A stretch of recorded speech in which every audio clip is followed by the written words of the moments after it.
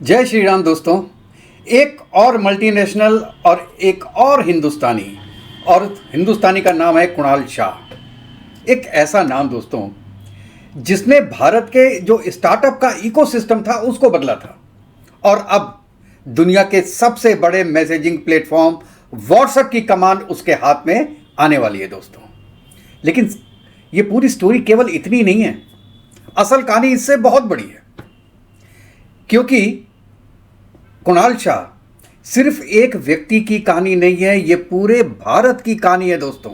ये समझने की कोशिश कीजिए, ये सिलिकॉन वैली की कहानी है, ये मेटा के भविष्य की रणनीति की कहानी है और ये उस सवाल की कहानी है जो आज पूरी टेक इंडस्ट्री पूछ रही है कि आखिर कुणाल शाह ही क्यों, और भी बहुत लोग हैं, दुनिया भर में सैकड़ों एग्जीक्यूटिव्स हैं, तो मेटा ने केवल उन पे भरोसा क्यों किया।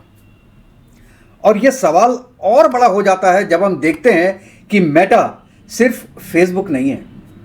मेटा के पास मैंने जैसे बोला, फेसबुक है, इंस्टाग्राम है, व्हाट्सएप है, मैसेंजर है, थ्रेड्स है और मेटा एआई है और अरबों यूज़र हैं, जिसमें कि 500 मिलियन यूज़र केवल हिंदुस्तान में हैं। और दोस्तों एक बात बताएं, मार्क जुकरबर्ग का सपना क्या है? सपना उसका यह है कि ये सिर्फ सोशल मीडिया कंपनी नहीं बननी चाहिए, बल्कि दुनिया का सबसे शक्तिशाली डिजिटल इकोसिस्टम बनाना उसका एक सपना है। एक ऐसा इकोसिस्टम जहां कम्युनिकेशन भी हो, कॉमर्स भी हो, पेमेंट्स भी हो, एआई भी हो, शॉपिंग भी हो, बिजनेस सर्विसेज भी हो और यूजर कहीं बाहर ना जाए। और यहीं से शुरुआत होती है कुणाल शाह की कहानी की दोस्तों। चलिए अब उनके बारे में बताते हैं। कुणाल शाह का जन्म मुंबई में हुआ था, एक बिल्कुल आप कहिए मध्यवर्गीय गुजराती परिवार में। उनके पिता का छोटा सा बिजनेस था, लेकिन कोई बहुत बड़े बिजनेस टाइकून नहीं थे। घर में बिजनेस का माहौल ज़रूर था उनके, कोई बड़ा कॉर्पोरेट एम्पायर उनका नहीं था, कोई पॉलिटिकल कनेक्शन नहीं था और सिलिकॉन वैली में कोई कनेक्शन नहीं था। यानी ये पूरी तरीके से एक सेल्फ मेड आदमी की जर्नी है दोस्तों। इन्होंने टीनेज में काम करना शुरू किया, पैसे कमाने शुरू किए और लोगों का व्यवहार समझना शुरू किया। ये बहुत इंपॉर्टेंट है क्योंकि यही उनकी ताकत बनी दोस्तों। मैं आगे बताऊंगा कि मैं ऐसा क्यों बोल रहा हूं। उन्होंने मुंबई के जो विल्सन कॉलेज है उसमें साइकोलॉजी पढ़ी, एमबीए शुरू किया, लेकिन पूरा नहीं कर पाए। कई लोग कह सकते हैं कि यार इनको पढ़ाई पूरी करनी चाहिए थी, इतना बड़ा रिस्क क्यों लिया, लेकिन कुणाल शाह इसे कहते हैं फ्रीडम। क्योंकि फिलॉसफी ने उन्होंने सिखाया कि लोग कैसा सोचते हैं, लोग कैसा निर्णय लेते हैं, लोग किस पर भरोसा करते हैं और लोग पैसा कहां खर्च करना चाहते हैं और कहां खर्च करना नहीं चाहते। और ये जानते हैं, कुणाल शाह का एक बड़ा फेमस एक विचार है, बिजनेस इज एप्लाइड साइकोलॉजी। मतलब बिजनेस असल में एक साइकोलॉजी का ही खेल है, टेक्नोलॉजी बाद में आती है, ह्यूमन बिहेवियर सबसे पहले आता है। ये इंपॉर्टेंट, जैसे मैंने आपको पहले कहा था कि यही कारण है कि सिलिकॉन वैली में उन्हें सिर्फ फाउंडर की तरह इज्जत नहीं मिलती, बल्कि कंज्यूमर बिहेवियर एक्सपर्ट मानता है पूरा सिलिकॉन वैली उनको। और यही दोस्तों इस बंदे की सबसे बड़ी ताकत है। 2010 में आपको याद होगा कि मोबाइल रिचार्ज होता था, बहुत तेजी से मार्केट बढ़ रहा था, लेकिन एक प्रॉब्लम थी। प्रॉब्लम क्या थी कि रिचार्ज करो, पैसा दो, कहानी खत्म, कोई रिवार्ड नहीं, कोई लॉयल्टी नहीं। पहले तो ऐसे ही होता था। तो कुणाल शाह ने इस गैप को पहचाना कि यार यहां हम कुछ कर सकते हैं और उन्होंने शुरू किया फ्री चार्ज का ये प्लेटफॉर्म बनाया। यहां पे अगर आप रिचार्ज कराते हैं तो आपको रिवॉर्ड्स मिलते थे। आइडिया देखिए बहुत सिंपल था, लेकिन एग्जीक्यूशन बहुत मुश्किल था उसका, लोगों को अपने साथ बांधना। और 2010 में उन्होंने इसको लॉन्च किया था। लाखों आदमी जो कंज्यूमर थे इसके साथ जुड़े और बंदे ने 2015 में स्नैपडील को बेच दिया। इसको स्नैपडील ने एक्विजिशन कर लिया। ये 2800 करोड़ में डील हुई थी दोस्तों, और उस समय भारत की सबसे इंपॉर्टेंट, सबसे चर्चित स्टार्टअप डील्स में एक थी। कोई और एंटरप्राइज होता तो रुक जाता यार, 2800 करोड़ मिल गया यार 47 की एज में। उस समय 47 भी नहीं थी, उस समय तो 37 की एज थी, आज 47 की है। लेकिन कुणाल शाह रुके नहीं, उसने अपना बड़ा ट्रेंड देखा कि यार हम कर सकते हैं किसमें, मेरे पास क्रेडिट, ट्रस्ट, फाइनेंशियल बिहेवियर, इन सबको मिला के उसने एक कंपनी बनाई, क्रेड, CRED। ये क्रेड पूरी कंपनी का नाम है और ये ड्राइव किया है लैटिन वर्ड से क्रेड, इसका मतलब है बिलीव और ट्रस्ट। अब सवाल यह है कि उस वक्त 2018 जब पेटीएम मौजूद था, फोन पे था, गूगल पे भी उस वक्त मौजूद था, तो क्रेड अलग कैसे है? यहीं पर कुणाल शाह की एक सोच दिखाई देती है दोस्तों। उन्होंने मास मार्केट नहीं सुना, उन्होंने किसको चुना? प्रीमियर जो आपके यूजर्स हैं जिनका क्रेडिट स्कोर बहुत अच्छा है, उन्होंने उसको चुना। उन्होंने यहां पे क्वांटिटी नहीं चुनी, उन्होंने क्वालिटी चुनी और डिस्काउंट्स। तो ये जो क्रेड है ये सिर्फ बिल पेमेंट का प्लेटफॉर्म नहीं है, ये आपको रिवार्ड्स भी देता है, क्रेडिट्स की जो है वो इनसाइट्स भी देता है, फाइनेंशियल प्रोडक्ट्स भी आपको देता है, और आपकी जो कम्युनिटी है पूरी वो बहुत प्रीमियम बना देता है।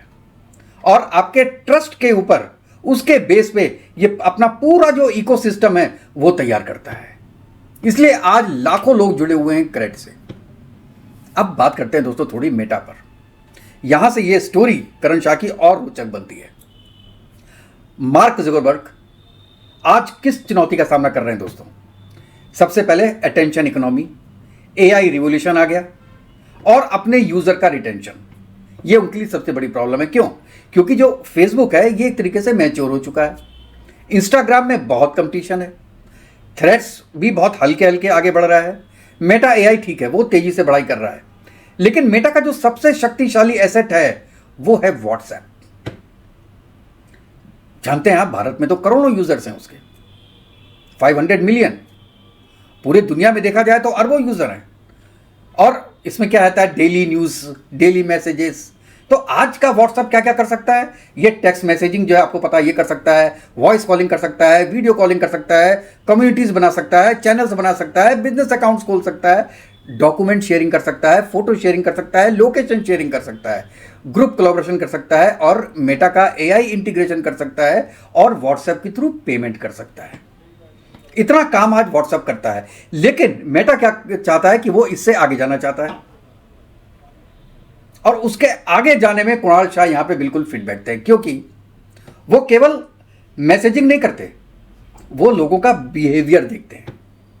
आप सोच के दीजिए, एक कल्पना कीजिए, WhatsApp plus commerce, WhatsApp plus shopping, WhatsApp plus credit services, WhatsApp plus personal finance, WhatsApp plus AI assistant, WhatsApp plus business market place.